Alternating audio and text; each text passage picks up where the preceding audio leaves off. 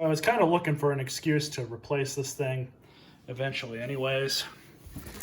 And as luck would have it, I was able to get a 1 horsepower WasteKing off of Amazon for just under $100. What I'm replacing is this 3rd horsepower Badger unit, which can typically be found at Home Depot.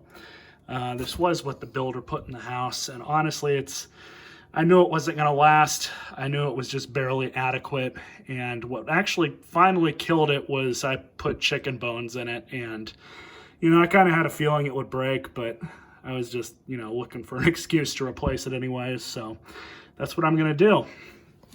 So what I have here, I actually picked this up solely based on another YouTuber here that I follow, Performance Reviews. His video is in the description if you cared to see it. And he recently replaced his with one of these, and I guess his friend had recommended it, so I decided to pick one up as well. 1 horsepower, 2800 RPM, permanent magnet motor, continuous feed, compact. Sound is actually really low apparently. Don't have to worry about septic here. It can apparently take anything. As long as it's not like inorganic material or stuff like, obviously stuff you shouldn't be putting into a garbage disposal, like actual garbage. But as far as food waste, it can take pretty much anything. This particular one has a 20-year limited warranty. I don't know if that's still valid because I picked this up basically secondhand from Amazon from their, their warehouse deals. So I don't know. Hopefully it is, but I doubt I'm going to have any issues with this thing. And I'll probably have sold this house long and before this thing blows up or something, but that's the model number. And everything that I've read about it seems like it's pretty easy to install it. So let's go ahead and open it up.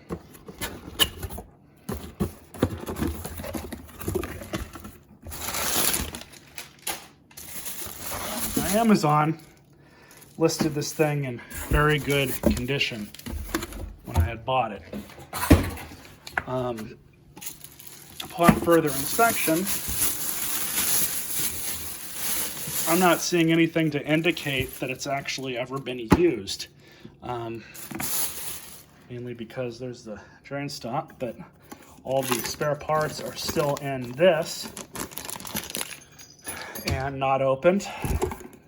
There's a new elbow, which I don't know if I'm going to need this, but we'll hold on to it just in case, obviously. But like I said, I'm not seeing any indication at all that this thing has ever actually been used. So let's pull that off. Oh yeah, that's our drain stop. Overall, it's in pretty good condition in there. Looks like there's just a little bit of grease. Oh yeah. Yeah, so like I was saying, based on everything I was reading, this was the machine to pick up, so that's why I picked it up. So I'm going to consult the instructions real fast because I've never actually taken one of these out before and put one in, but we'll see what's going to happen. Doesn't look that difficult. First, we're going to pull off this discharge hose. Hopefully there's not too much water in here. But I should also mention that I did unplug this thing.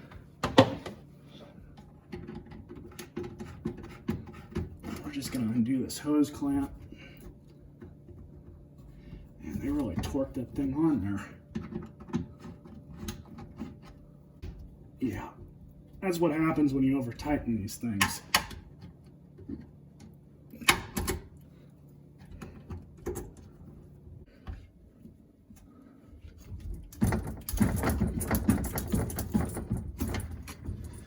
All right, that's off. So now I just need to undo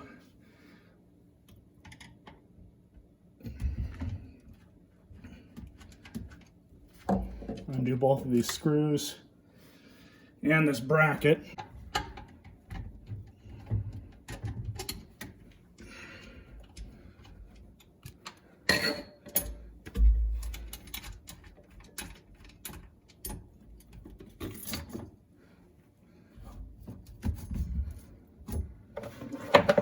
all there.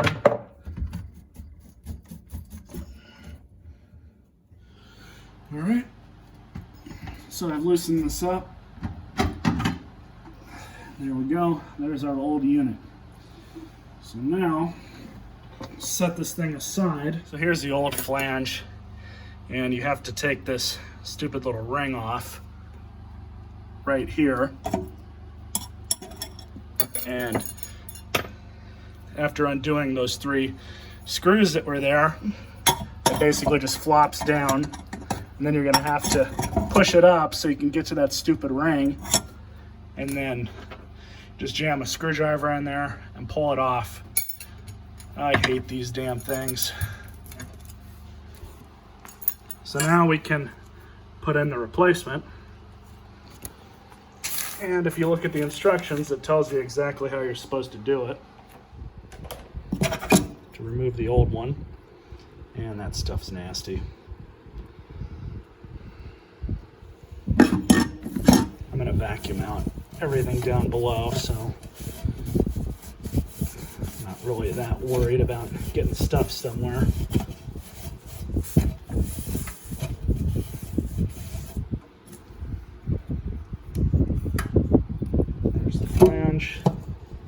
Fits in nice and neat.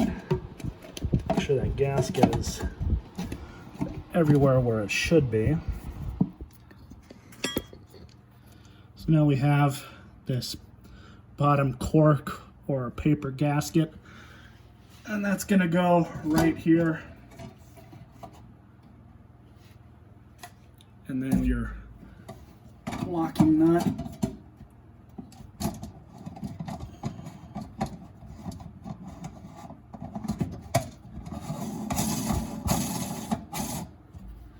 I'm going to go upstairs.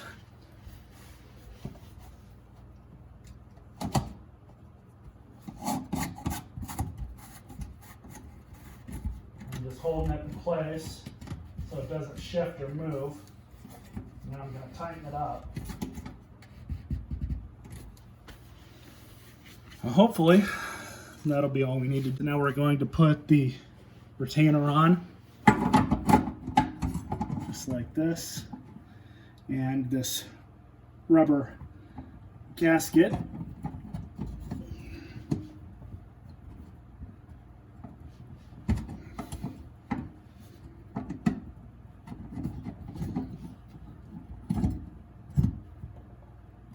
And it's on there exactly how it should be.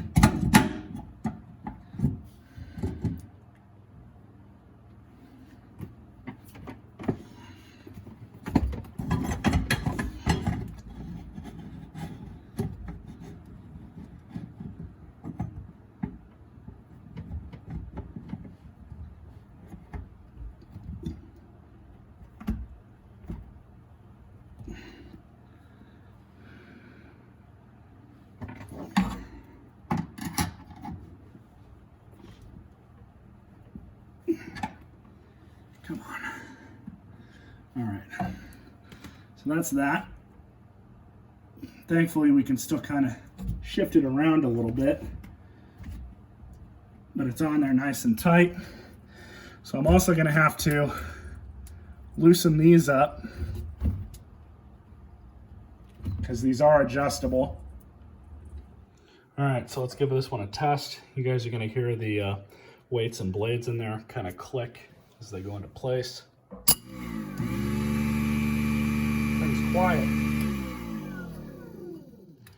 So what we're going to do now is throw the splash guard in.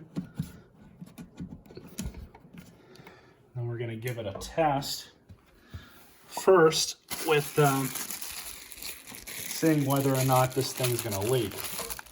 Right here is the drain stop that they've included. Let's fill her up, see what happens. I'm going to let it go all at once. That'll tell us if it's going to leak or not. All right, so I think we're okay now. I'm going to go ahead and start getting ready to prime this thing. I'm not going to plug it in just yet. I want to look at the manual one last time. That's all trash, but it looks like we're pretty good. All right, got some random cattage. So, see if this thing's gonna leak or not.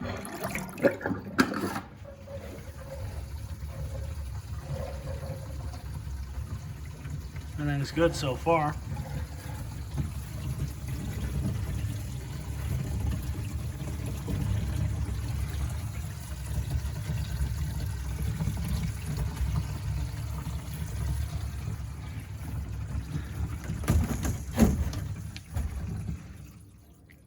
And everything looks good. Much better than the other one. It's kind of unfortunate, but that's what you get. Anyways, so I'm gonna do a separate video more than likely and see, you know, just what kind of stuff this thing can handle, chicken bones and whatnot. So stay tuned for that. But until then, hope you guys enjoyed this video.